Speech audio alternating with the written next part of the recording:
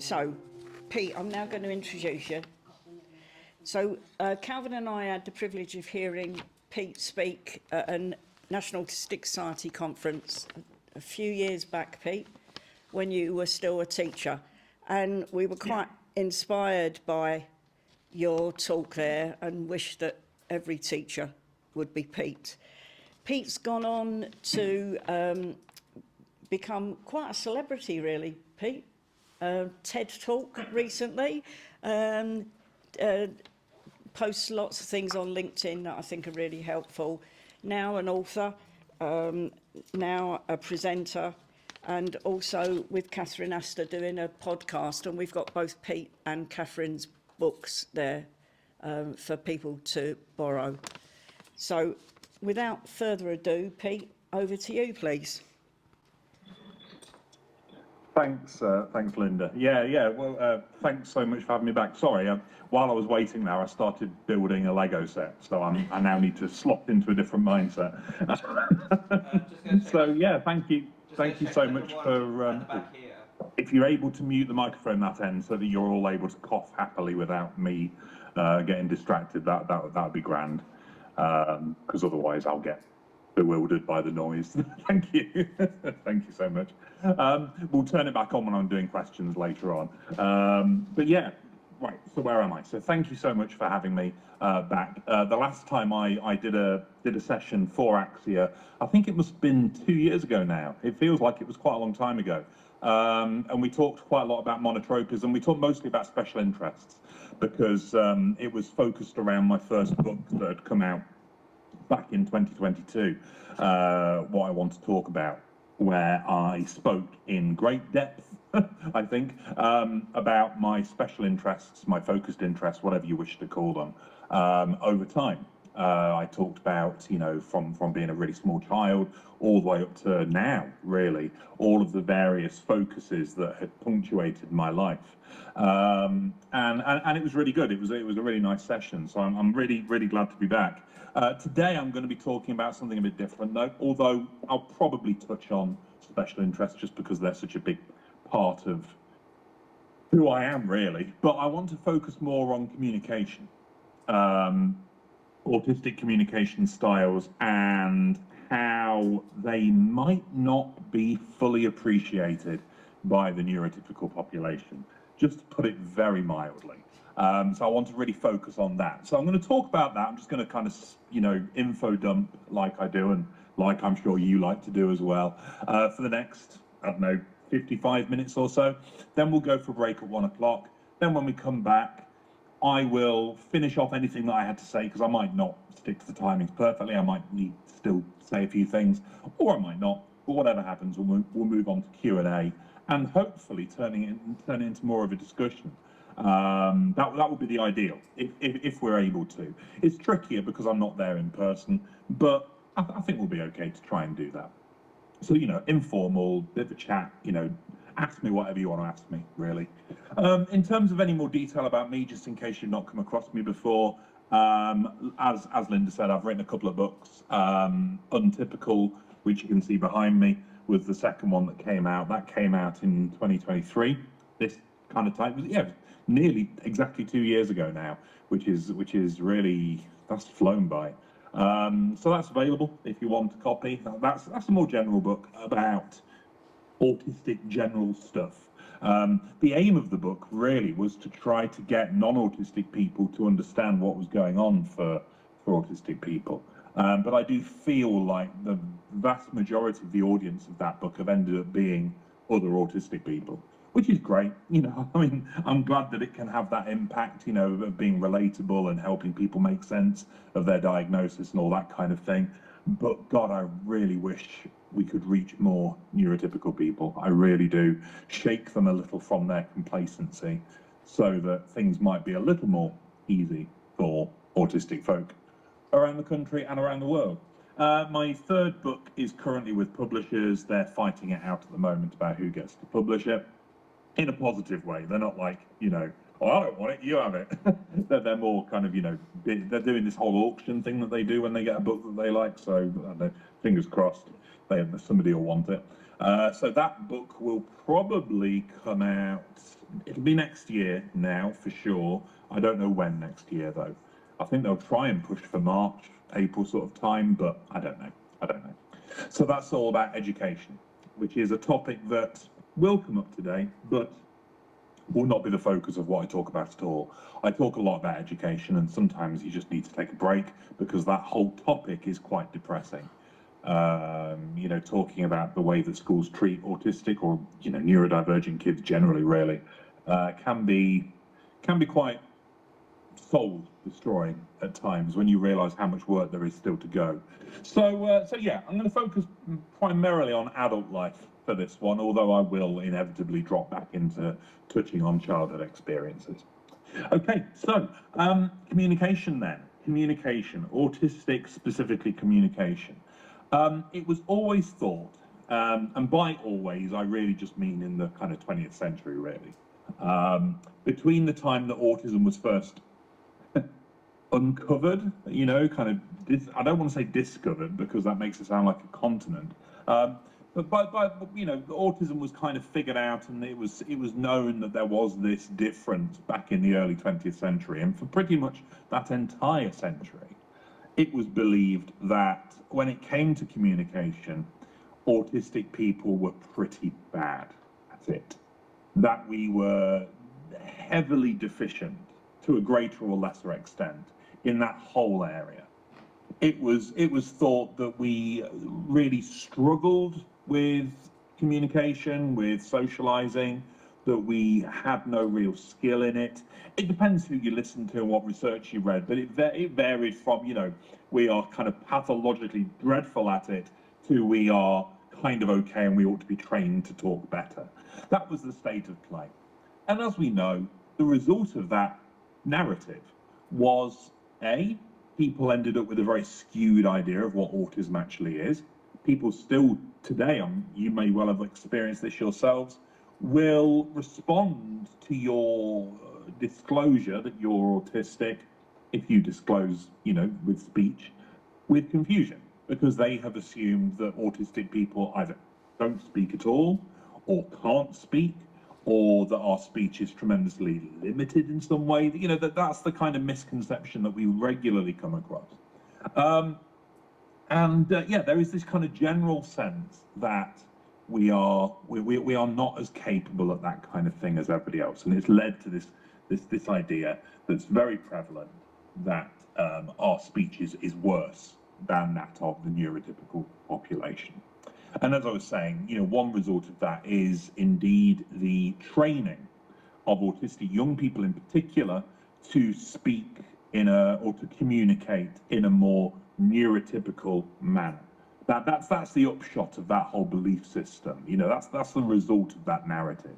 We've had generations of young people trained in a very often quite aggressive way to communicate in the same way as their neurotypical peers. And that was often seen as a good thing. And if an autistic child managed to learn that foreign language, it was seen as a success. But of course, it was never presented as a foreign language. It was always assumed that we were the ones that didn't work properly, and the non-autistic people were the ones that worked perfectly. It's your typical bias that exists with any majority. Every majority that's ever existed on this planet has always assumed that they are the ones that are correct, they are the ones that are right, and that anyone that varies from their majority presentation is different. We see this in, you know, all of the isms are based on this. Racism, sexism, transphobia, ableism, they're all based on this unfortunate tendency that human beings have to just assume that the majority is always correct and the majority is always the preferred way. So autistic children have been forced to abandon their natural autistic communication style in preference of neurotypical styles, which is, of course, tremendously stressful. And it's never presented as a choice, and it's never presented as what it truly is, which is, as I said, learning a foreign language, essentially. But we're in the 21st century now, believe it or not. In fact, we're 25 years in somehow. I don't know how that happened. And the 21st century has, I think it's fair to say, been marked by an increasing sense that actually autistic communication styles are their own thing, that they are natural to autistic individuals and that they actually work pretty well within their own group. Some of the most important research I think that's really ever been done in autism was the research done in Edinburgh University, which proved really, you know, within reasonable doubt, that autistic to autistic communication, that is communication within autistic groups, tends to be just as successful and capable as neurotypical conversation and communication to other neurotypical people. The idea goes that neurotypical people can talk to each other fine, autistic people can talk to each other fine, but the problem comes up in that cross translation when you get neurotypical and autistic people together trying to communicate, which is actually very common. That stands to reason. We see that literally everywhere. Whenever you have two groups that have different communication styles, you will have a bit of a problem in the translation. The most obvious way that this happens, of course, is with people that speak literally foreign languages to one another. Of course, they have tremendous difficulty. You end up resorting to using hand gestures or body language to try to communicate what you mean. You know, if you don't speak French and you go to France and you speak to a French person, there will obviously be considerable difficulty. Likewise, even if you meet other people that speak your language, if they come from another culture, there might still be communication difficulties.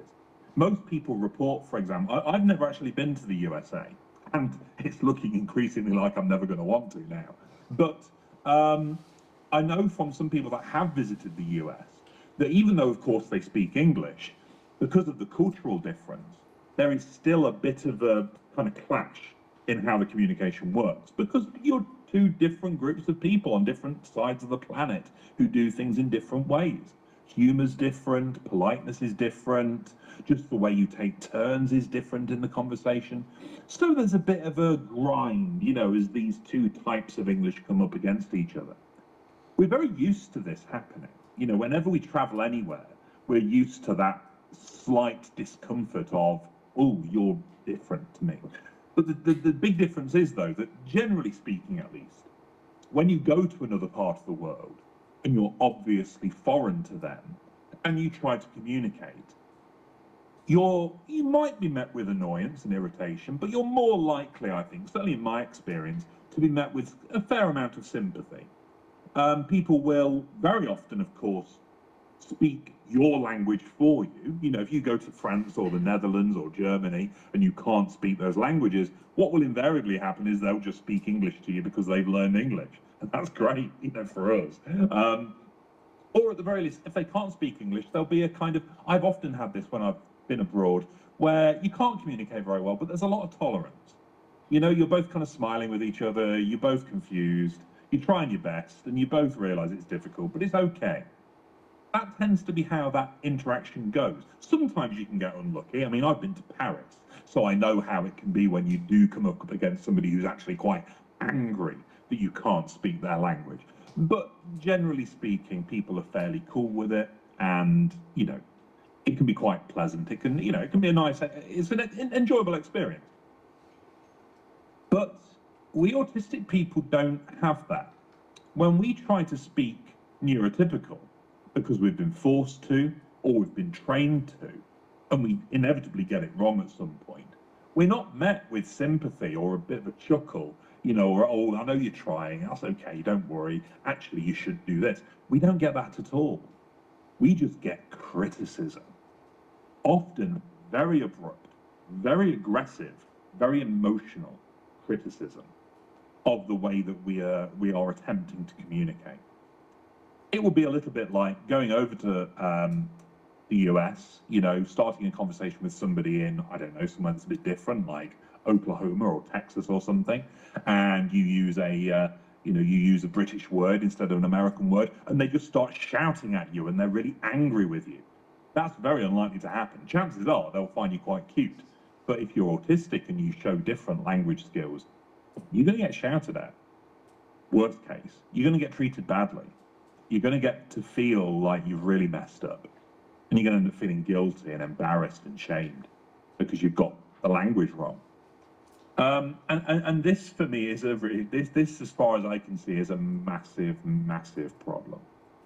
We are still in a situation that even though we are now better aware that autistic people's communication style is valid and it works within its own group very well, we are still not allowed to A, use our natural communication style with neurotypical people, or B, use neurotypical language to them and get it a little bit wrong. We're not allowed to do either of those things. We have to be perfect all of the time. We have to get it completely right. We have to get this foreign language almost, this neurotypical form of communication, absolutely spot on, or we are liable to get a fair amount of criticism in return. And then people wonder why autistic people are so stressed out. It's because, of course, if you're communicating as an autistic person, I mean, I don't know about you, but for me, my whole life, I have felt like I am, to use an analogy, walking on a minefield, waiting for the next thing to explode. I'm trying to communicate, I'm trying to socialize, I'm trying to talk to this individual or these individuals, but I'm constantly waiting for the next massive explosion to happen. Because that's my experience. That's what I've had all my life. We misjudge, we just get the translation wrong. We're trying to speak neurotypical and we get it wrong, and we get grief as a result. When we do Q&A after the break, I would be really interested to hear other people's experiences of this. You might be sitting there, of course, thinking, well, that never actually happens to me. I never have a problem, in which case, fair enough, don't get me wrong. You know, we obviously all have very different experiences. But if that is you, then that's great. But some of you might well be sitting there thinking, yeah, yeah, that's a common thing for me. And it's interesting to hear about how that goes and what kind of things you've experienced along those lines, because it is very, very tiring. It's very, very stressful. And as I said, it feeds into this constant stress that autistic people tend to have as a big part of their lives. We talk about things like background radiation. I don't know whether you've ever come across that in science and geography and health and safety. We talk about background radiation. Like there's always a kind of background rate of radiation in everywhere you go. For autistic people, I like to talk about background stress. This kind of constant stress that we're always experiencing as a combination of sensory overwhelm and this communication kind of anxiety that's always there, and the way that it goes up and it goes down over the course of the day. And how for autistic people, our background stress levels are often so high for such a long time that it actually ends up having a detrimental effect on our physical and obviously mental health. So we end up with anxiety disorders, we end up with depression, because who can cope with being that stressed out all the time? But we also end up with physical symptoms, headaches, more illnesses, high blood pressure, more chronic pains, that kind of, you know, it just adds layer upon layer upon layer of stress. And I think that this communicative stress is a big part of that. And weirdly, I feel like it's less easy to remedy than sensory stress. Sensory stress, if you have your own home, for example, if you have your own space, you can at least do a few things to try to create a safer, more sensory calm environment for yourself that you can always retreat back to should you need it. You have some agency over that. You have some autonomy over that, especially as adults. Kids don't, they have to go to school, and that's half the problem, isn't it? But as adults, we have the autonomy to be able to say, actually, you know what, I'm not going to go in that shop now because I can't deal with it. I'm just going to go home, I'm going to sit in the dark, I'm going to chill out for a bit. So in some ways, the sensory stress that we experience can be alleviated by our own actions. You know, we have the control to do that to an extent. But I feel like the communication stress that we experience, this constant fear of getting it wrong, this constant fear of being corrected or criticized or shouted at or insulted even or bullied, we don't have as much control over that, do we? I don't feel like we do. It's like I can mask and I can try and speak in neurotypical. I'm relatively adept at it, I think. I must have been. I mean, I wasn't diagnosed until I was 34, so I must have been pretty good at, faking that.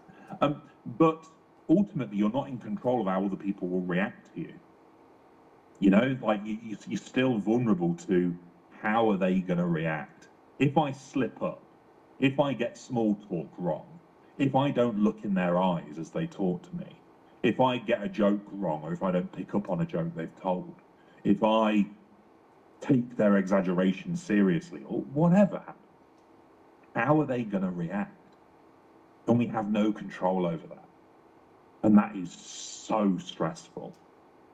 Because you might get lucky. They might react really positively. They might be nice, and just be cool with it. But I don't know, I mean, I don't come across that very often.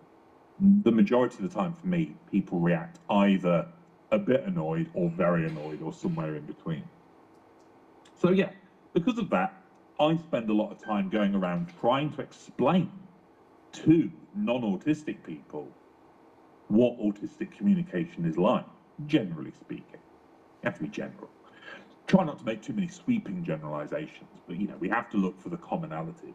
So I spend a lot of time explaining that autistic communication is this and that, and you often come across this, and this might often happen, and that is a big part of my working life these days. But what I very rarely get to do is talk about it to other autistic people, look at it from their point of view, from their perspective. What is it that we do that winds people up so much? What is it that we do that's seen as wrong? What is it that we can do to try to mitigate that? That's what I'm going to touch upon in a little while. But before I do that, I do want to make the point that I think the vast majority of the work that needs to be done is by non-autistic people.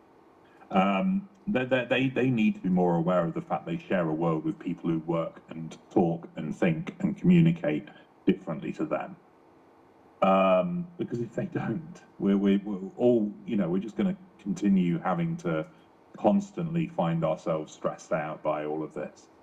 So yeah, and that actually raises an interesting point about advocacy, doesn't it? Because people like myself, we expend an awful lot of energy and headaches and general pains and exhaustion, talking to individuals about this, talking to organizations, talking to school teachers, talking to doctors, talking to big corporations, small charities, etc., about autistic communication and how it needs to be accepted and respected and treated well and, viewed as just a slightly different way to communicate. But we shouldn't expect all autistic people to have to do that, because it's exhausting. And if you're having to do that as well as your day job, as well as parenting, as well as stressful things at home, as well as this, that, and the other, that's too much to deal with.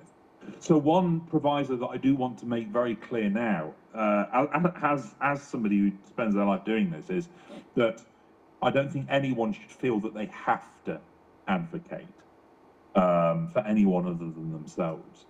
By all means, if you wish to, then do. If you've got the energy for it, but I don't think it's right for anyone to be pressured into it. And you see this online sometimes, I find. You see this on social media a little bit. People will say, well, what are you doing about it? If you just complain a little bit about being autistic, and people will say things like, well, why aren't you doing more? Why aren't you advocating? Why aren't you doing this? Why aren't you protesting? Why aren't you this, that, and the other? And I don't think that's fair, because I think that advocacy and trying to make change happen is very, very tiring work, and that if you haven't got the spoons for it, if you haven't got the energy for it, then fair enough. So I just wanted to make that clear. I wouldn't want anyone to feel like they're kind of being forced into having to speak out on behalf of all autistic people, mostly because you can't even do that anyway, because we're all so different. But anyway, moving back to communication then. So I guess it's probably worth talking a little bit about what autistic communication tends to consist of. And I do mean tends to. I have to make that really clear. I'm not by any stretch trying to claim that all autistic people do any of these things, because that will never, ever be the case. There will always be exceptions, often very big exceptions. But there are some common common things that autistic people often tend to do when it comes to communication, things that we tend to experience and tend to utilize as part of our communication. So I'm going to talk about this primarily from the point of view of trying to see if people agree, you know, give people something to relate to, perhaps things that you might have experienced yourself. But then we're going to switch and going to start talking a little bit about where it all goes wrong and what's going on with these neurotypical people when we get this stuff wrong. Okay, you know, so not so that we can try to avoid that because that's too much effort, but so that we can just be more aware of it when it happens. You know, knowledge is power and all that. So communication differences, as far as I can see within the autistic communication, come in loads and loads of different shapes and sizes. There's all kinds of things that seem to be kind of different when it comes to autistic communication. I've touched on a couple of them already, probably the most obvious ones, but I'm going to try and think, you know, I'm going to try and include a few more niche ones as well. So the most obvious ones are probably, well, the most obvious one of all is probably to do with what we do with our eyes when we're talking to somebody. This is not by any stretch universal. There are some autistic people that make eye contact very readily, although I'm always interested as to whether or not that's just because they've been trained to do that rather than it actually being comfortable for them. Like I, for example, make eye contact quite easily these days, and I have done my whole adulthood, but I don't like it. It gives me headaches and it makes me very unhappy, but I can't seem to stop myself doing it. It's like I've been trained to do it and now I'm conditioned and I find it really hard not to. But anyway, eye contact is something that I think most people will agree most autistic people have some different experience of. And it's also one of the things that we most regularly get criticized for, either very brutally or just a little, depending on our age and depending on our situation. So I've had lots of autistic people talk to me in the past about what the problem is with eye contact. I don't know whether we've come to a consensus yet on this. I don't think we have. We probably never will. But I've had people say that it's just uncomfortable, kind of socially uncomfortable. I've had people tell me that they find it physically uncomfortable, like actually even painful. That comes up quite often, actually. The idea that eye contact is actually painful, which I'm always very interested in. I don't experience that directly, but I do get headaches, so I guess it is kind of painful, but it's a delayed pain rather than an immediate pain, if that makes sense. Other people have talked about it just being too intense, just way too intense on a kind of social level, which I think makes a lot of sense, because one thing I've definitely found out about some autistic people is that they are kind of okay with making eye contact with their nearest and dearest. You know, partners, maybe their kids, maybe their parents, although probably not. Whereas the idea of making eye contact with acquaintances, colleagues at work, strangers is just totally off limits to them. And that, like I say, that makes a lot of sense to me. I have a distinct sense that there is something going on here around the way our brains process communication and what our brains need for appropriate communication. My hypothesis, my feeling here, is that we simply don't need eye contact in order to successfully communicate. I don't know why, but I just feel like it just isn't required, and therefore we don't do it naturally. And if we try to force the issue, it just feels unnatural and weird.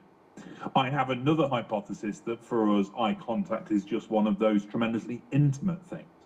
A bit like giving somebody a massage or, you know, kissing someone. It's something you will only do with people you are appropriately intimate with. And eye contact fits into that category for us, perhaps. Whereas, the idea of kissing your boss or a stranger on the street is just not going to happen. You don't want to do that. And if somebody forced you to do it, it would be awful and you'd feel dreadful. That for me is kind of how it feels like. It feels like that's what's going on with eye contact for both myself and for all the autistic people I've ever spoken to on this subject, which is by this point a lot. I don't know how it is for you personally, of course, it might be very different, but I think it's interesting. The trouble is, of course, that no matter what the reason is for our different attitude towards eye contact, in this country we are living in a culture which very, very specifically states, not, well, no, it doesn't, because it's all unwritten rules, isn't it? But we're living in a culture which makes it very clear that eye contact is really important. It's important because if you don't make it, people will assume very bad things about it. In this British, Western European culture that we happen to live in. So no matter what reason we have for not caring about eye contact, it doesn't sit well with the people we live with. And that's a problem. So we find ourselves having to constantly adapt ourselves to fit their expectations. Because if we don't, the assumptions made about us will be very negative indeed.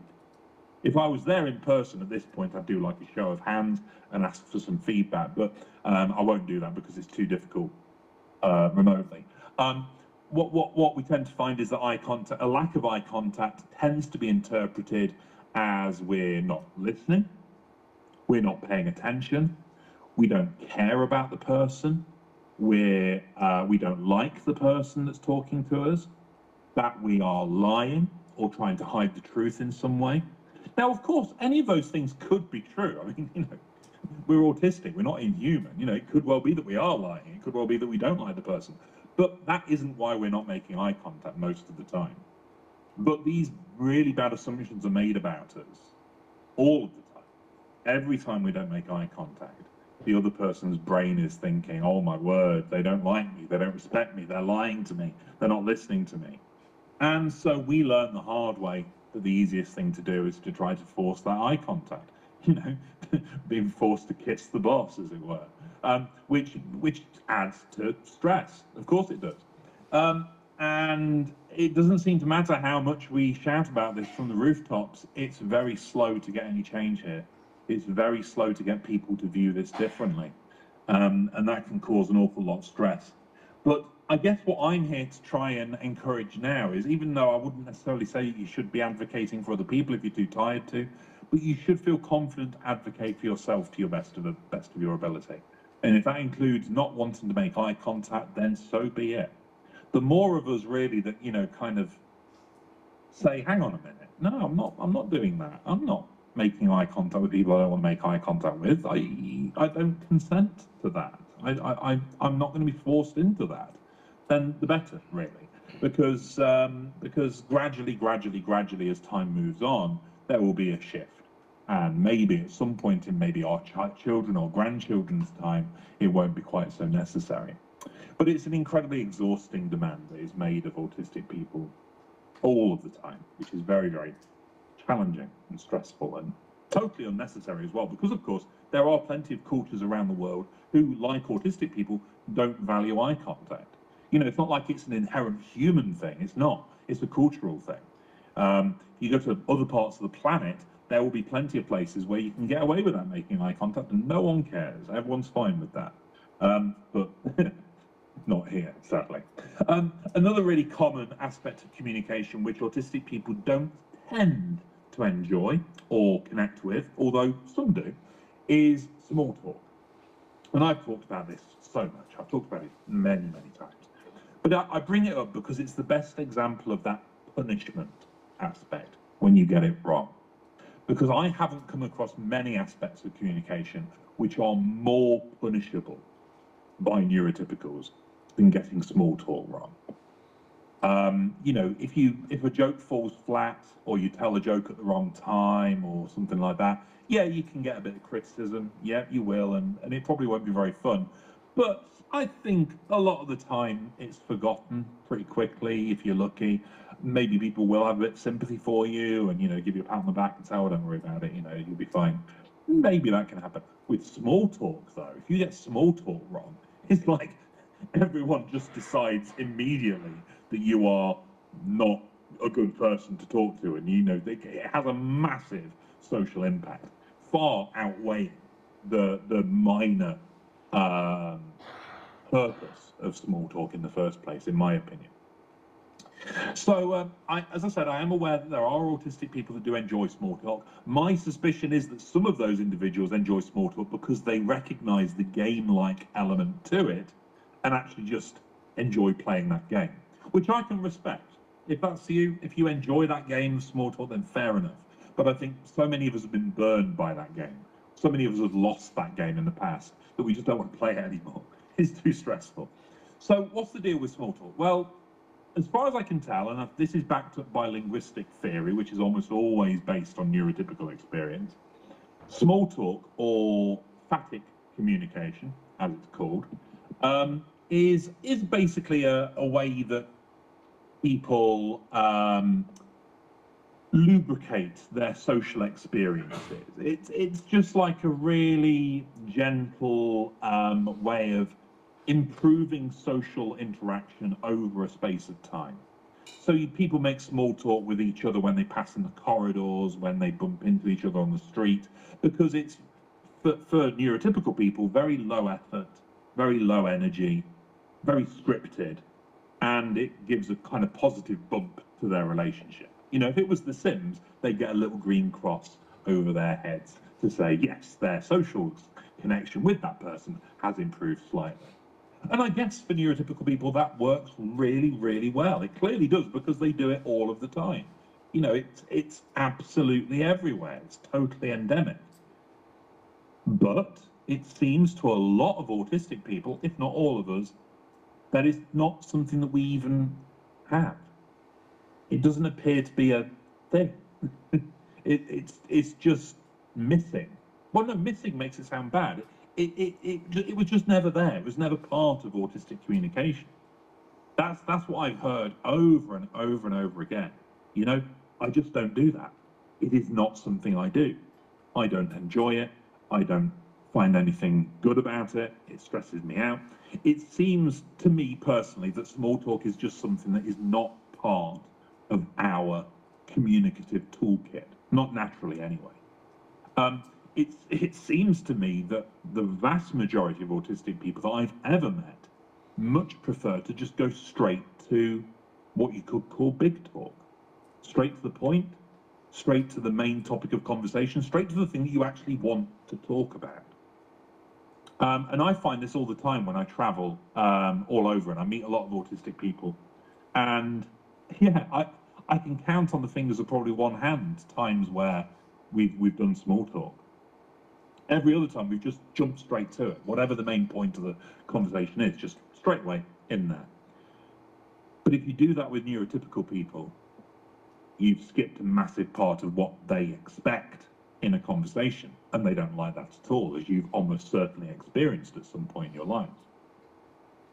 And if a neurotypical person starts small talk with you, and you don't respond with small talk in return, then that is a kind of immediate red flag for them.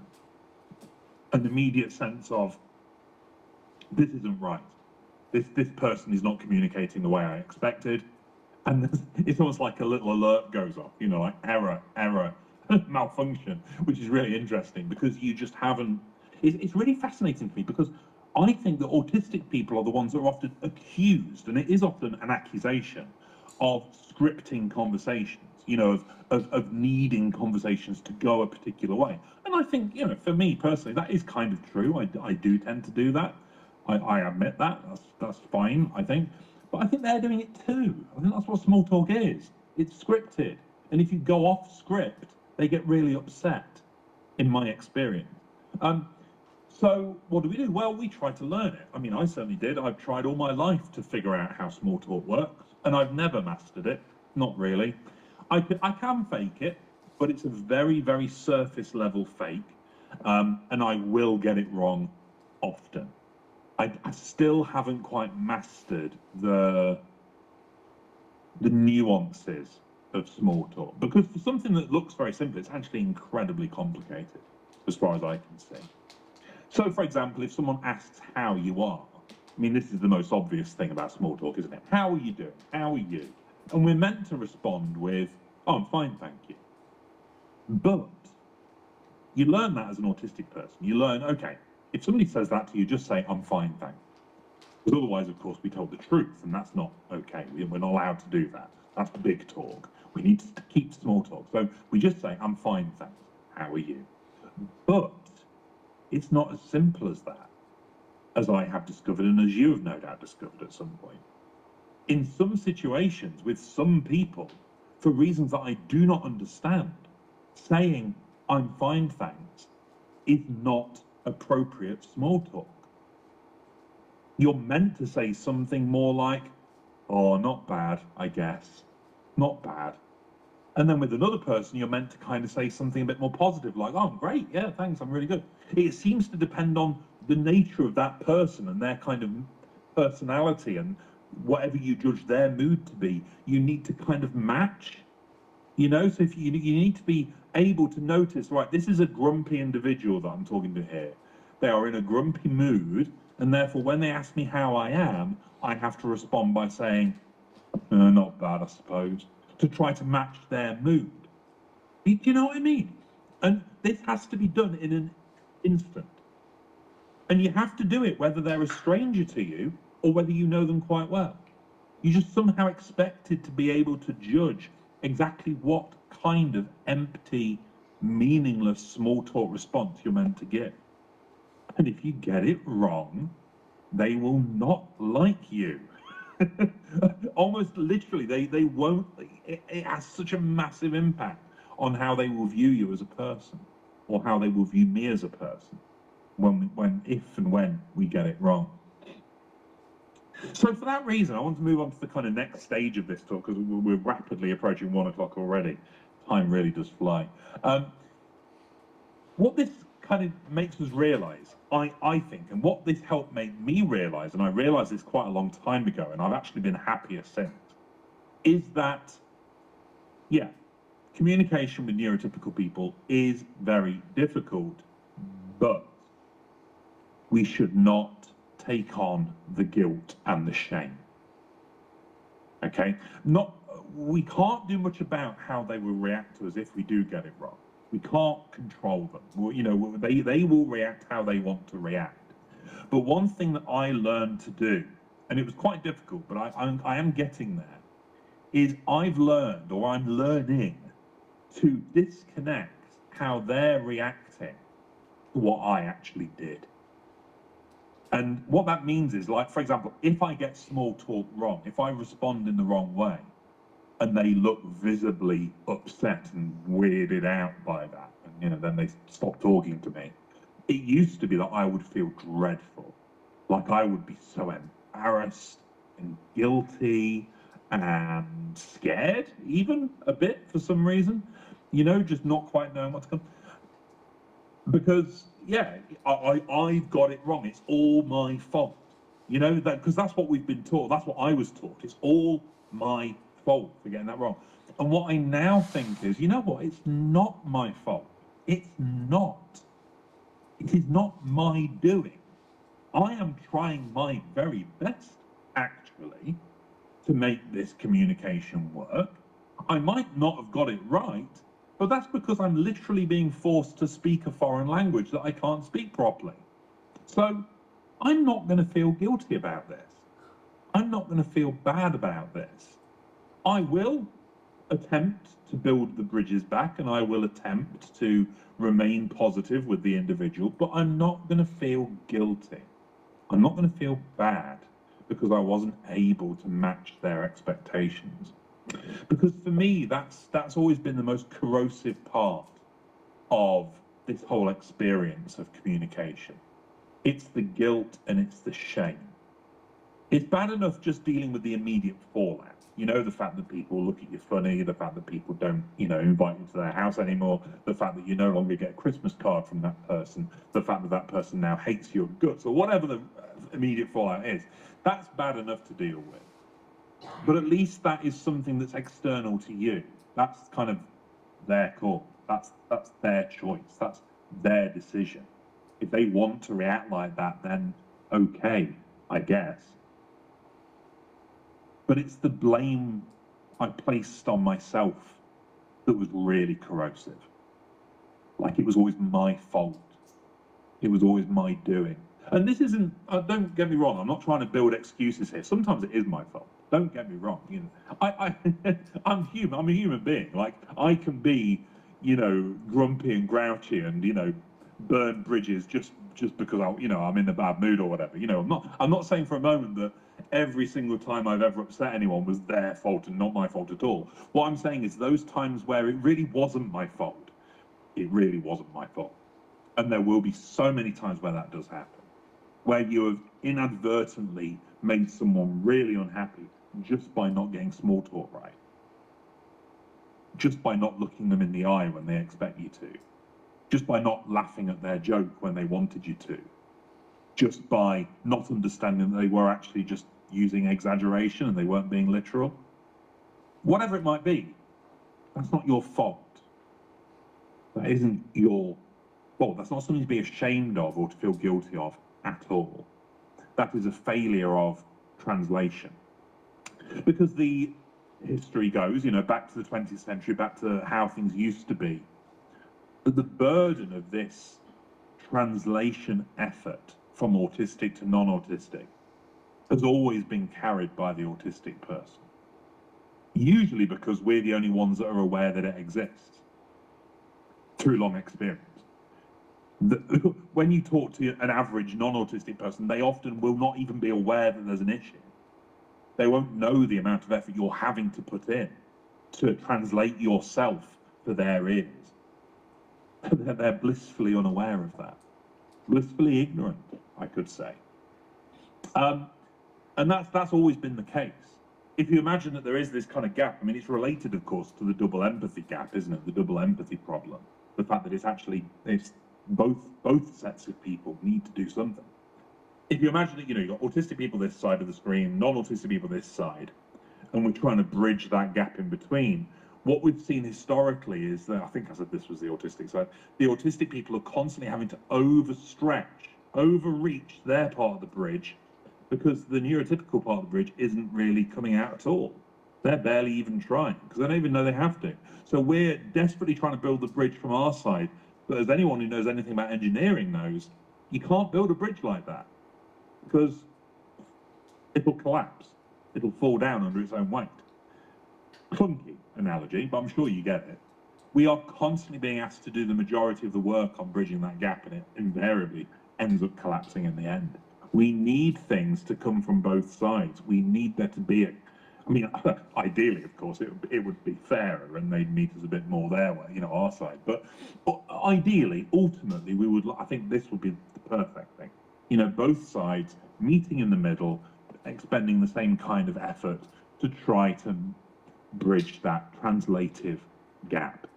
And for too long, that has not been the case, and for too long, we've been made to feel guilty and shamed for failing, in inverted commas, to build that bridge all by ourselves, when the other person isn't even realizing it.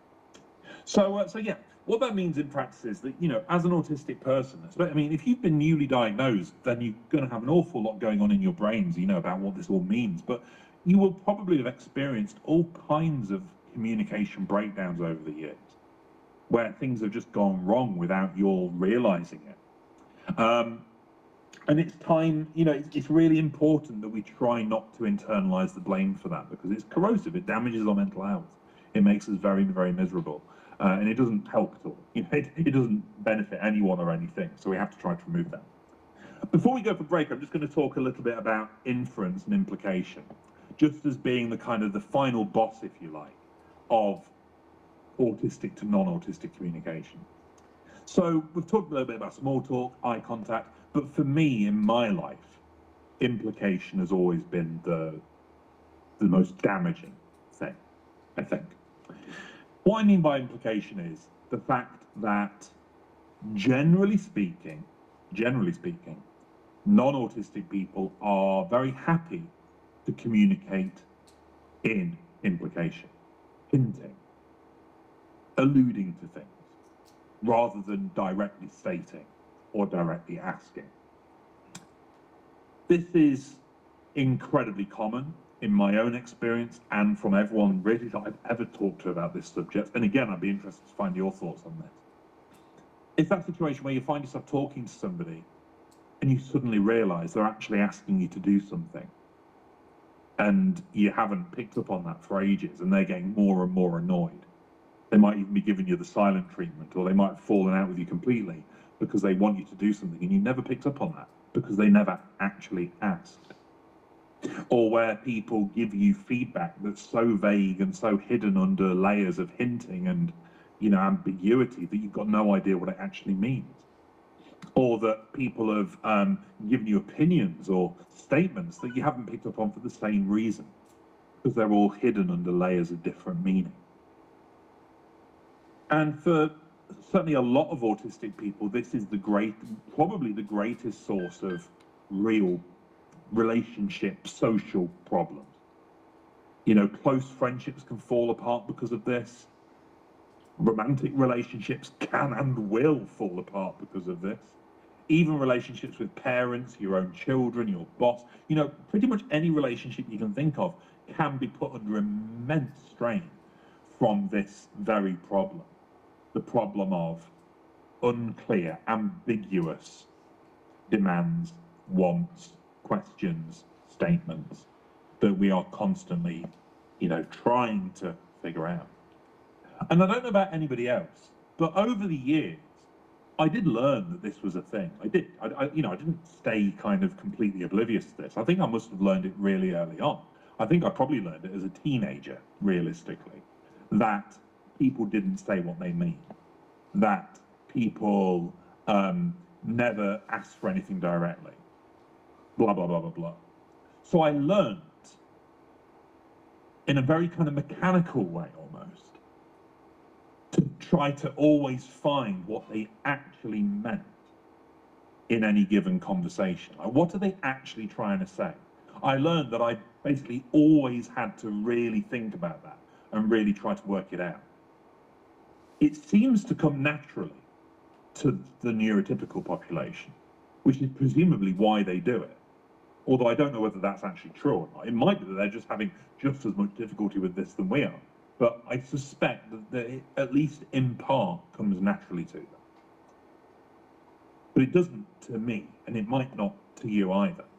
Now, what I want to make clear about this is that what this means is that, yes, I can learn how it works, but I have a terrible tendency to over-apply it.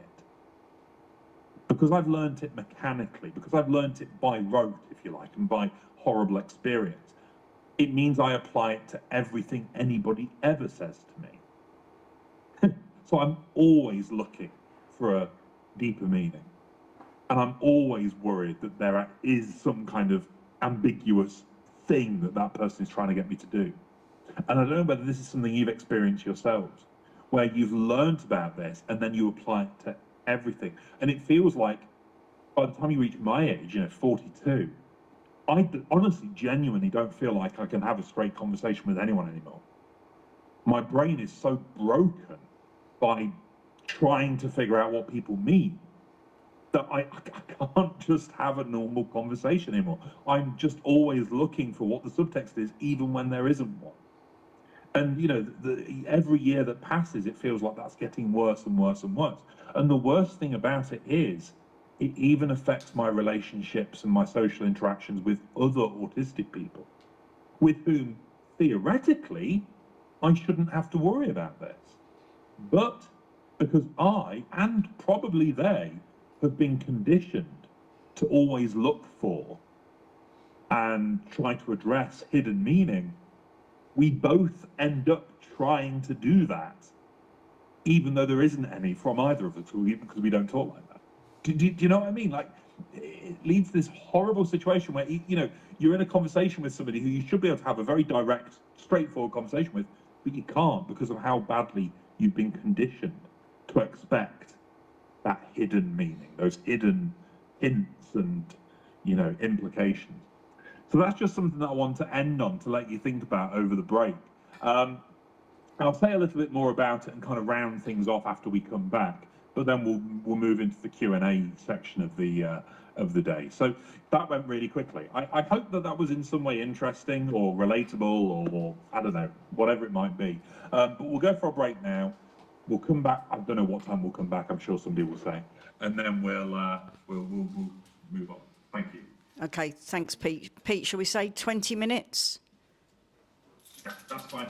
Yeah, okay, 20 minutes, everyone. So over the break, you can borrow books, you can get your autism or ADHD alert cards if you've lost them or never got one in the first place. And also, a couple of people have suggested to me that it might be quite nice to meet people in this group elsewhere, in between groups maybe. So there are people that come from Salford, people that come from Cheshire, people that come from all over.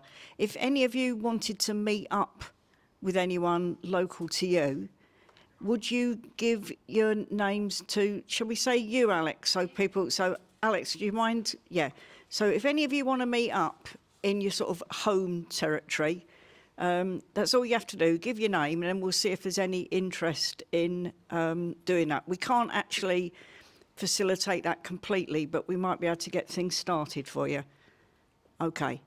So 20 minutes, please. Calvin, what's the time now? It's 1 o'clock exactly. Okay, 20 past 1, we'll get Pete.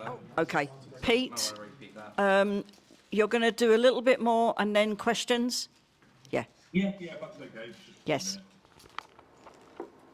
1 minute. Okay, thank you. Yeah, I hope you had a good break. Always goes by too quickly.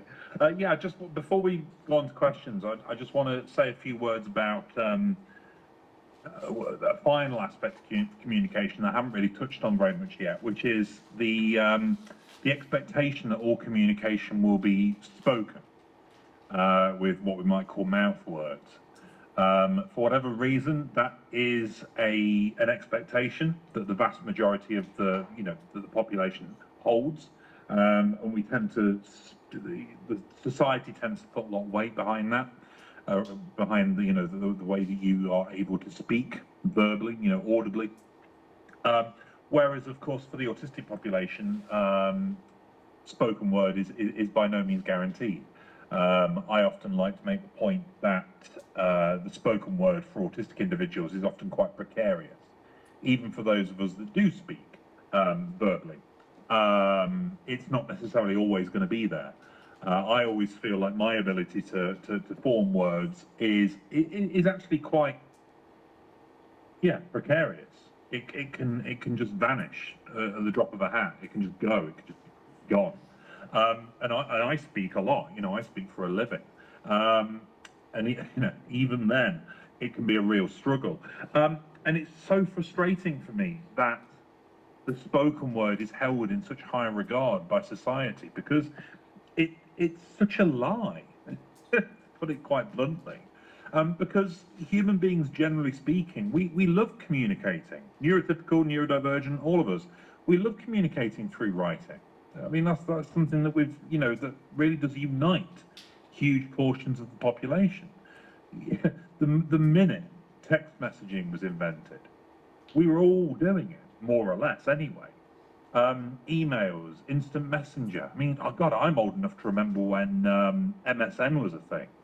Microsoft instant messenger back in the late 90s, early 2000s, and it was addictive. Everybody was doing it. And yet, if an autistic person says, well, actually, I'm struggling today, can we have this conversation, via text or on Messenger, we get looked at funny. Like we've, once again upset somebody without meaning to. We're just trying to manage our energy levels and our spoons. So yeah, this for me is a real source of frustration, but also a source of, once again, not feeling guilty for asking. I increasingly these days make it very clear when and if I'm not able to speak. I have a blanket rule that I do not make phone calls. Everyone knows not to contact me by phone. Everyone contacts me by email or by WhatsApp or by, instant messenger or text. Well, one person these days who communicates via text. Text seems to have fallen out of favour quite a lot. But, SMS text. But yeah, no one ever phones me, and I never phone anyone else. And that's a hard rule for me, because I just cannot do that. I cannot cope with that. That's the communication style that I'm not able to manage. I can do Zoom, I can do video calls, I can't do phone calls. But often I will say to somebody, I can't talk now. Or I'll even message them and say that, and that's that then. And I view that as a kindness that I've given myself to not push myself beyond my limits. Well, not limits. Limits is not the best word for this in many ways. It's not so much a limitation, because it's not a limitation, is it? Like, if I can't talk verbally, but I can still communicate in writing, in 2025, is that really a limitation? It doesn't feel like it ought to be. You know, we live in a society now where we can very rapidly communicate with each other in writing, and most people tend to do that anyway.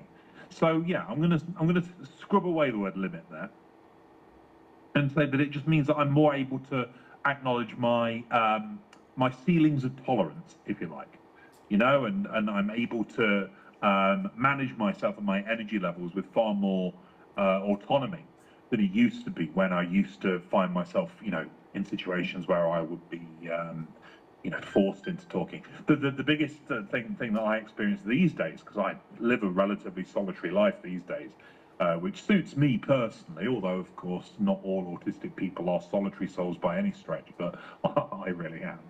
The thing that happens to me is I'll go to like a conference, or I'll do a talk like this in person, and afterwards everyone will want to talk. You know, like everyone will want to have a conversation, and it's like, for them it's okay, because that's their kind, you know, for them it's just 5 minutes, but for me I'm doing like 10 of those, you know, over and over again with different people, and I collapse very quickly. So these days I'm far more able just to say, well, I'm sorry, you know. These days people email me after talks, and you know, if we, you know, ask me questions that way, and that's far easier, or I just run away to my hotel room and hide for the rest of the day. So I would really recommend that you take control back there as well. You know, don't force yourself, don't find yourself exhausting yourself using mouth words when you don't necessarily have to. One of the biggest advices that I give to people that work with children, so teachers, therapists, doctors, nurses, those kind of people, is to always have that as an option. You know, would you rather, you know, have this conversation in writing? You know, because not like in letters, you know, like correspondence that you post to each other over a period of months, but no, you know, just a text message. Because people laugh, don't they? People laugh at the idea of having a text message with somebody in the same house or the same building or the same room as you. But why? What's wrong with it? Like, honestly, what is wrong with having a text communication with the person sitting on the sofa next to you, if that works for you and them? Why let anything else infect that? You know, other people's opinions, other people's attitudes.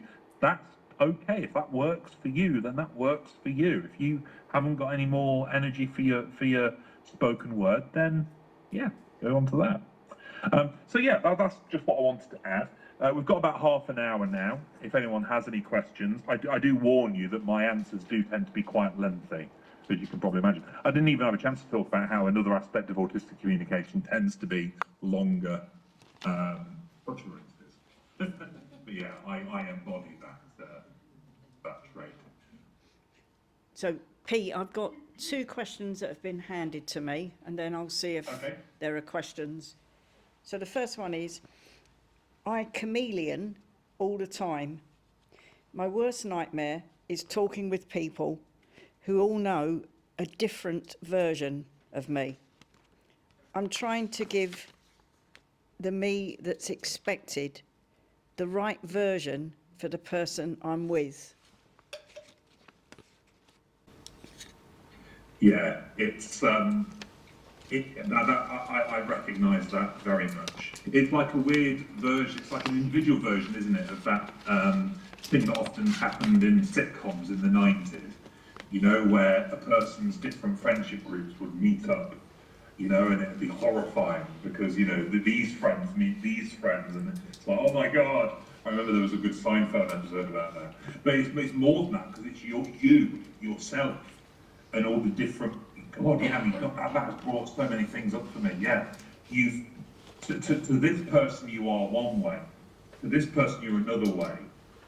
If you all get together, you kind of end up another sitcom trope of trying to please everyone without anyone noticing how you're trying to do that. You know, it's exhausting. It is absolutely exhausting, and yes, it's all because of having, partially it's through having to mask because you know that your true self won't be acceptable, but it's also partially a trauma response. We have to remember that a lot of masking is actually a form of fawning. If you talk about trauma responses, you've got fight, flight, freeze, and fawn. This is fairly pop psychology, but it's fairly established stuff. So fight response is, you get aggressive and you want no, when something's threatening you. Flight is you run. Freeze is that you just stand stock still, like if there's a T-Rex coming at you. And fawn, which is the one that I experienced the most as a traumatized person, is where you just try and please everyone around you. You become a yes person. You agree to everything, and you try to placate everybody because you don't want to be threatened, you don't want to be attacked. And I think that that's a part of what's happening when a person chameleons like that. They're so conditioned to want to try and please everyone that they end up, trying to please all these different people in all these different ways. So if you act, if your mask is one way with this person and another way with another person, when you all get together, you've got to somehow try to fulfill all of those aspects of yourself. And in my experience, that nearly always leads to some kind of, I don't know, like bad outcome. Like, people will, what's wrong with you then? You're not normally like this. It's like, oh, actually I am. You just feel, you end up kind of being attacked by everybody. It's one reason why big meetups, like weddings and big parties and stuff like that, can be so difficult, because all of a sudden you're having to wear all of these different masks. So yeah, I'm not sure there's an actual question, but it's certainly a very, very relatable thing. In terms of managing it, well, the obvious solution is to stop masking. That way you wouldn't have to do it, but that's a foolish response. But no, it's not foolish, it's foolish advice, because it's not that easy to stop masking. You can't just stop masking. That's not possible. And some people literally can't stop masking because it's too dangerous. If you are, for example, in another minoritized group in some way, then if you stop masking, you can end up in actual physical danger. So that's not great advice. I do think that the more open you feel you can be with your friends and acquaintances about your neurodivergence, the better. I'm certainly trying to do that. I haven't got a huge number of friends because I'm fairly solitary, but those friends that I've got are old friends, I've known for a very long time. And ever since I got my diagnosis, I've been very open with them about things, to the point where they're actually quite comfortable now, checking in with me and asking if I'm, do I need to, I don't know, run away or, go and have a lie down or something during a social event, which I often do take them up on. So that is one aspect, but it depends on the nature of your relationship, of course. But another big thing, of course, is self-care, and just knowing that even if you are in that situation, at least now you've got a diagnosis, you know why it's happening, and you know what the mechanism is behind it all, which can make things a little easier. And you can also be more selective and choosy in the kind of social occurrences that you put yourself through, I suppose. But it is hard. Thank you, Pete. The second question I've got is, might it be helpful for us to distance ourselves from some language used about autistic communication? For example, blunt, rigid. These terms could be used to describe neurotypical intolerance of autistic communication. Absolutely, yes, yeah. Well, what you'll find, and what you probably have already found, is that nearly every adjective or word that is used to ever describe autistic experiences tends to be pejorative. It tends to be negative in some way. So, we're not direct with our language, we're blunt or rude. We're not explicit or unambiguous, we are just rude again, I suppose. We're not, we're not people. It's interesting, isn't it? It's not even like we're not people who look elsewhere. We don't make eye contact. You know what I mean? It's like it's always negative, even in the most kind of fairly low key versions. It's still always negative. It's always things we don't do, can't do, or described in a very negative way. So yeah, blunt. Rigid. I think direct's okay. I don't have any personal problem with direct, I don't think. or explicit, although explicit, of course, has other meanings, which you don't really want to get confused with this. But yeah, you're absolutely right. Everything is pathologized historically. Everything was painted in a negative, medicalized way, like it was a real, actual medical deficiency of sorts. And that is the historical language that's been used and the language that still exists today around all of this. So people talk about language or communication difficulties rather than differences, just as an example. So yeah, the more we move away from that, and to be honest, this is something that I struggle with at times. I've had conversations in the past because I'm very wedded, for example, to the term special interest.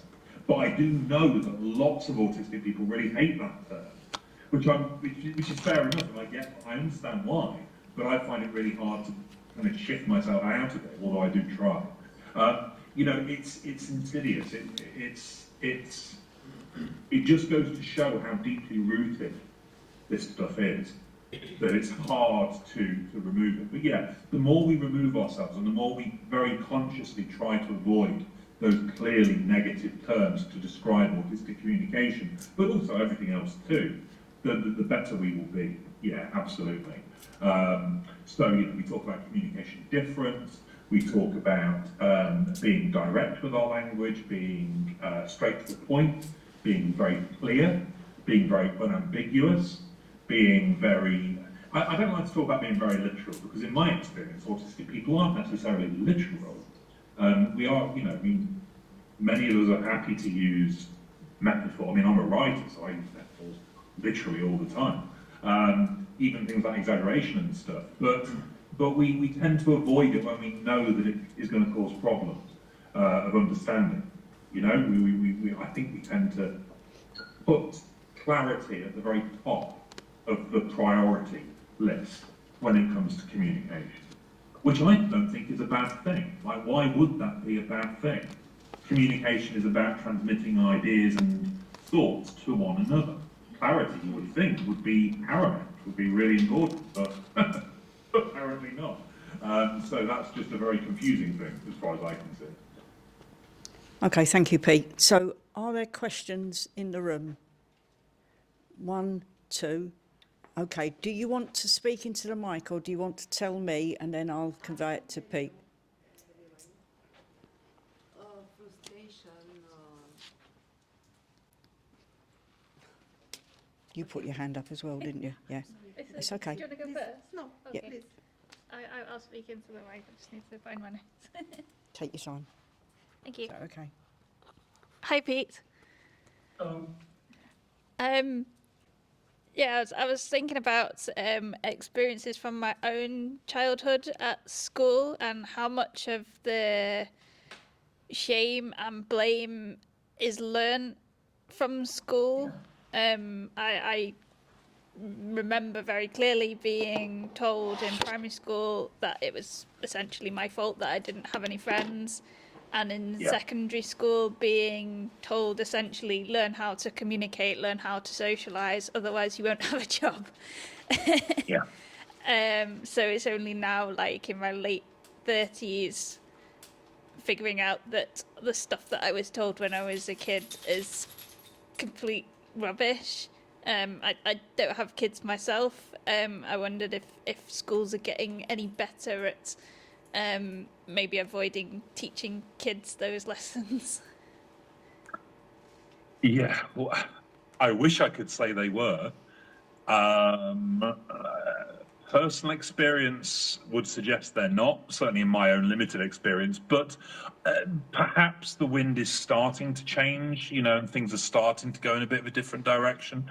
But yeah, absolutely, you know, it's this whole thing that the onus has always been on the autistic person to learn to speak neurotypical on pain of loneliness, on pain of bullying, in pain of punishment, you know, and absolutely, yeah, I remember from school feeling exactly the same way. You know, you learn it the hard way, and because of that, I think that not only is not a very good way to teach somebody something, but it breeds resentment and bitterness. And I think there are a lot of autistic adults now who look back on their childhood and their school years with a great deal of bitterness. especially if they're late diagnosed and get that diagnosis, in their 20s, 30s, 40s, 50s, and then look back and think, oh my word, that was not okay what happened. That really was not okay.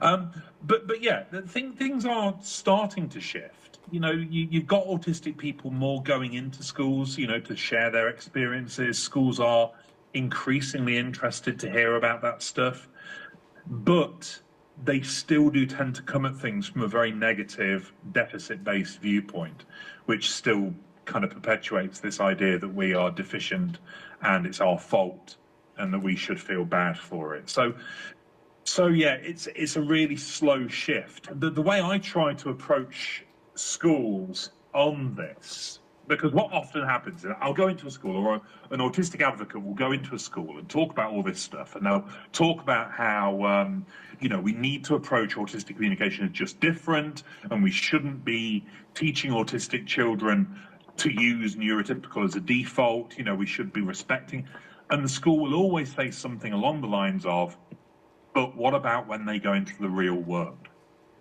That's school's number one excuse for everything.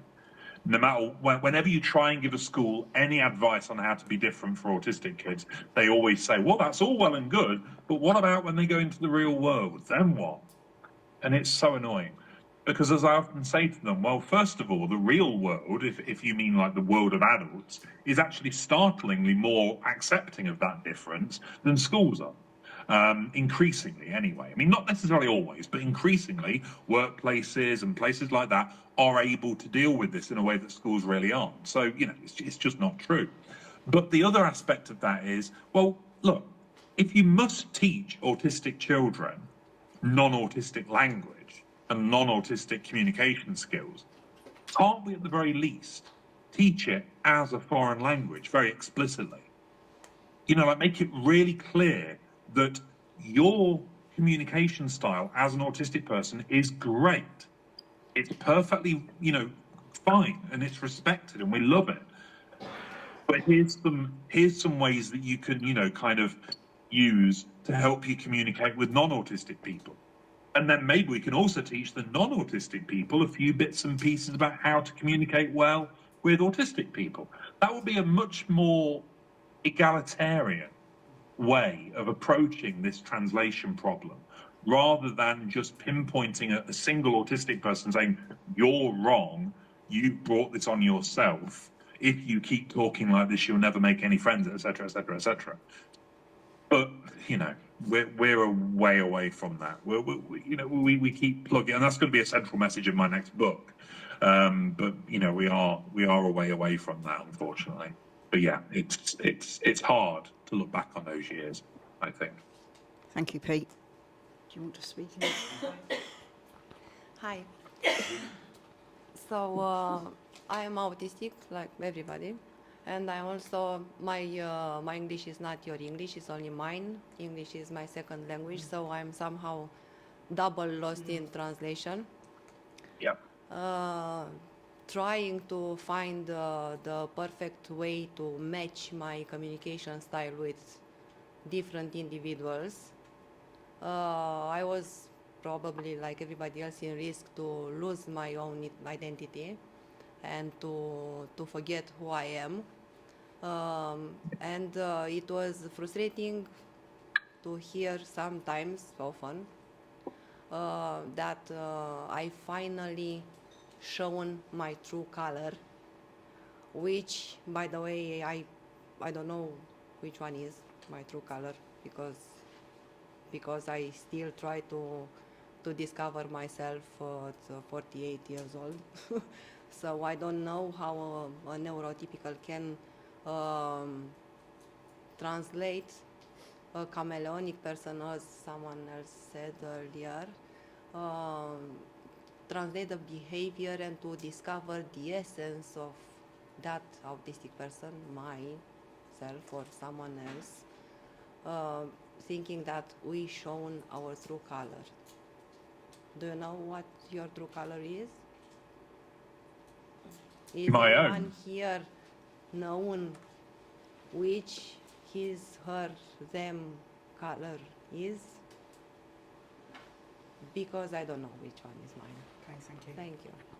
Okay, Pete, show your true colours. Yeah, yeah. I mean, I remember writing about this in both my books actually, about when I got diagnosed, and this is probably true for I don't know quite a few people there. I think when you first learn about masking, first of all, there's like a feeling of relief because you've got an explanation as to what that was. But soon after that comes a real feeling of, oh God, so who am I? Like, if I've been masking for years, and I got this in particularly when I found out very early on, you know, in my learning about this stuff, I found out that, you know, we as autistic people often take aspects of other people and even fictional characters to help us build our masks, you know, to help us get through the day. And I think that leaves you thinking, yeah, like who's underneath the mask then? Who is that person? Who am I? And I don't feel like I even know, to be honest. You know, not now. I've been, you know, masked up for, you know, probably 30 plus years. I mean, I'm 42. I probably started masking at the age of 5, 6. I don't know who I am. I've got no idea what my true colours are. And you know, it's connected to the other point about, you know, all these different masks you wear for different people. Your true self gets lost in all of that. I think. I guess it's still there somewhere, but I don't know where it is. And I think if you also have alexithymia, you know, a real difficulty with identifying your emotional state, that makes it even harder because you can't even find your real emotional self because you don't know what your emotional state is, or it takes you a long time to figure it out. So there's always this big delay. So that makes it even harder to find the true core of yourself. I hope that makes sense. I hope that was relevant, but it really made me think about that idea. Because I've lost the second and third person. Ed? Do you want to speak in the mic or do you want me to do it? Yeah. I'll try. It's too complicated. Go on then. Thank you. Hi. You said about trying to speak to someone in a different language and on the telephone. And nothing can be worse than when you're actually doing both. Yes. I had a problem. Someone had damaged my car, so I had to contact the insurance company, Motability Insurance. Yeah. And my description was, oh, the spoiler is cracked. By the time it had got right the way through the system, the front end of the car was hanging off and the air ambulance had been called. It was such it literally traumatic. It was more traumatic than finding the damage. Mm.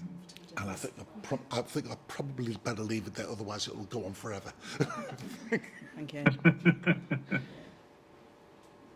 Yeah, absolutely. Yes. Yeah. It's that kind of double whammy, isn't it? Where you're trying to make yourself understood and yeah, I can't do it anymore. You know, if anything involves a telephone call, I just can't do it. I have to get somebody else to do it for me because it's just too stressful. So yeah, totally understand that.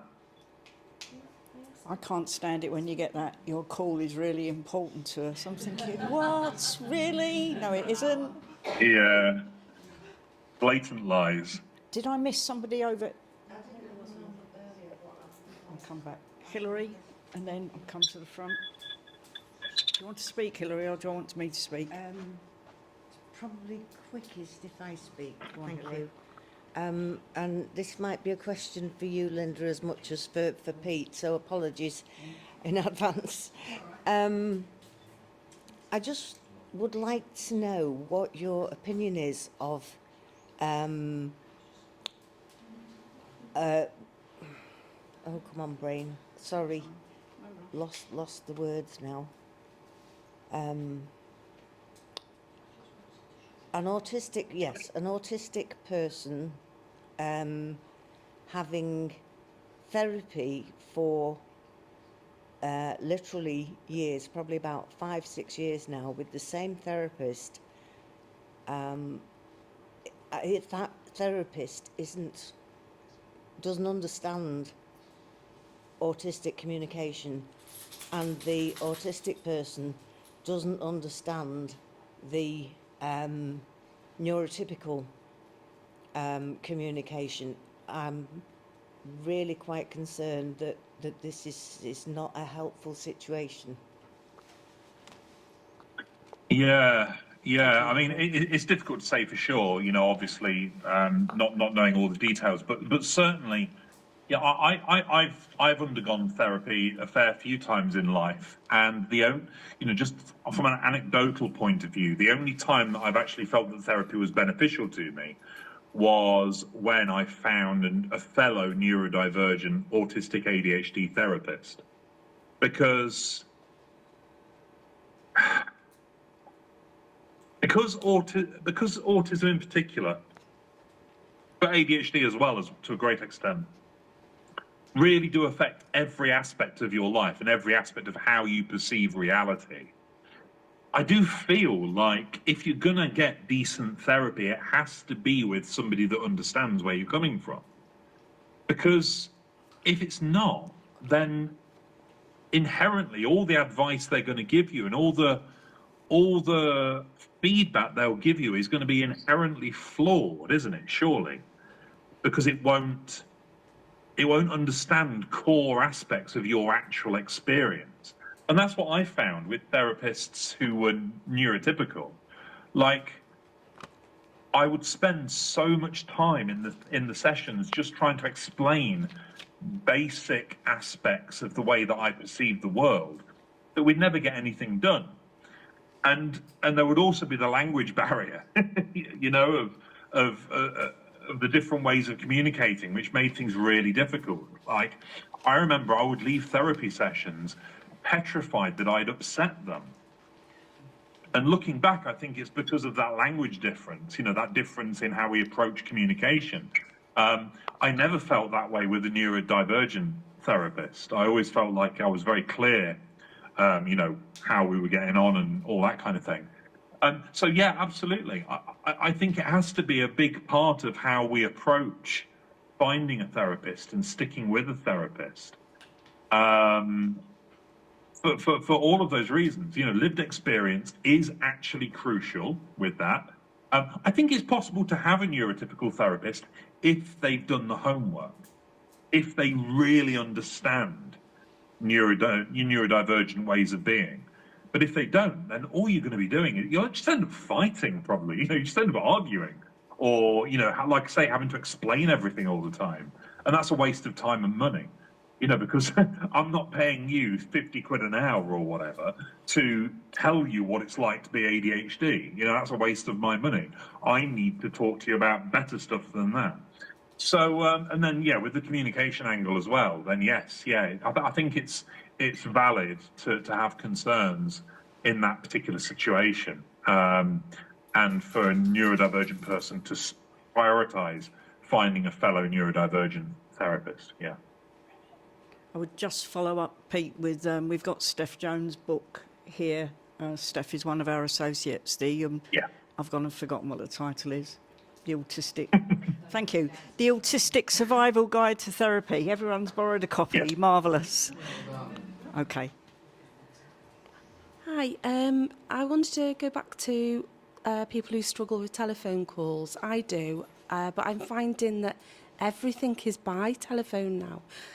Your doctor, everything you have to speak about. And I come off the phone and feel like I haven't actually communicated properly what I want. Recently, I'd waited over a year to speak to the Walton about epilepsy, and they said, we're fitting you in with a telephone call.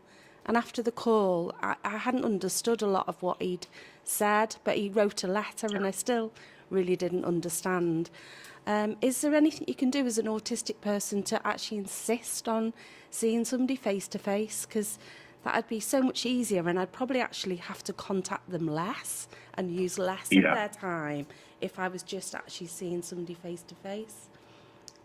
Yeah, I mean, it can usually be done. Certainly in my experience, and in the experience of people I know, it can be done. You know, it's a reasonable adjustment after all, and it often involves disclosure. I mean, it does involve disclosure, of course, because you're going to have to say why. You know, usually anyway, in order to get people to take you seriously. Unfortunately, I mean, it shouldn't be like that, but sadly it is. But I've certainly found that, you know, for example, these days I don't have to phone the doctors, even though they are a phone-only surgery. Because it took a while, but I carried on insisting and making it very clear that I can't handle the phone aspect. So now I do have a means of communicating with them via email. So that's something that you can ask for. And I think with most places you can certainly make that request. It's harder with companies and, I don't know, like, you know, insurance companies or customer service where everything is built around phone and you never really have a chance to even get a decent email. That is harder. But certainly with, you know, doctors, schools, for example, as well, like school, my daughter's school never ring me now. They just send me an email if they do have to ring. And I see it come up on my phone and I do, you know, it's my daughter, so I have to answer, I have to fight it and answer. They immediately start the phone call by saying, don't worry, nothing bad's happening. I'm just going to explain to you very quickly what's going on. And then the phone call is over. You know, they're quite understanding in that regard. So that's really nice. But yeah, it's fundamentally a reasonable adjustment. So you can use that angle to try and ensure that there are other ways of doing it. In terms of other things that you can do, you can always ask, for example, to do a Zoom call rather than a phone call if you want to. The benefit of that being, with their permission, you can record it more easily, which can be really helpful if it's a difficult call, because you then have a means of playing it back and, you know, finding out, you know, replaying what they said, so you've got a better chance of understanding what actually went on. So that's an option. But yeah, I would always recommend certainly making the case that I can't do phone calls, therefore can we please communicate via email or chat, you know, or some other means. I think, Pete, as well, if you need to start say this is actually a legal requirement under the Equality Act. Absolutely, yeah. Absolutely. And I don't suggest you start off with that because it's a little bit like, but if they say, well, what do you mean? Well, actually, this is a legal requirement. Usually that makes people go, oh. Yes, it certainly does. Yes. I always tick, you know, when the doctor gives you an option, how would you like to have your appointment? I always say face to face, but it's always a phone call. Yeah. Have we got time for more questions? 4 minutes. 4 minutes, okay. Andrew? Yeah, I can do one more. Yes, we got one more. Do you want to speak into the microphone, Andrew, or do you want me to say it?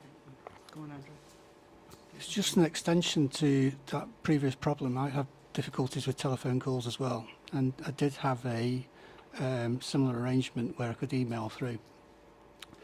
However, the doctor's practice removed the reasonable adjustment to accommodate neurotypicals. So everyone gets, they write the problem that they've got in text, and then it's followed up by a telephone call. So it's sort of, they've accommodated all the neurotypicals and removed my reasonable adjustment. So it's just what tends to happen. Linda, just one final comment for. Just as a final thing, well, from me anyway, what was the Lego kit you were making? I was rebuilding because I have I've never grown out of destroying my Lego sets with extreme prejudice. So I was doing a bit of rebuilding. It was the Daily Bugle, where Spider-Man works. I had to rebuild the first 2 floors because they'd been demolished. So yeah, nothing for me is more relaxing than rebuilding Lego sets. I love it. It's so lovely. Okay, I think that's a really good place to stop. Can we thank Pete in whatever way you want to thank Pete? Thank you, everyone. Thank you. Thank you very much, Pete.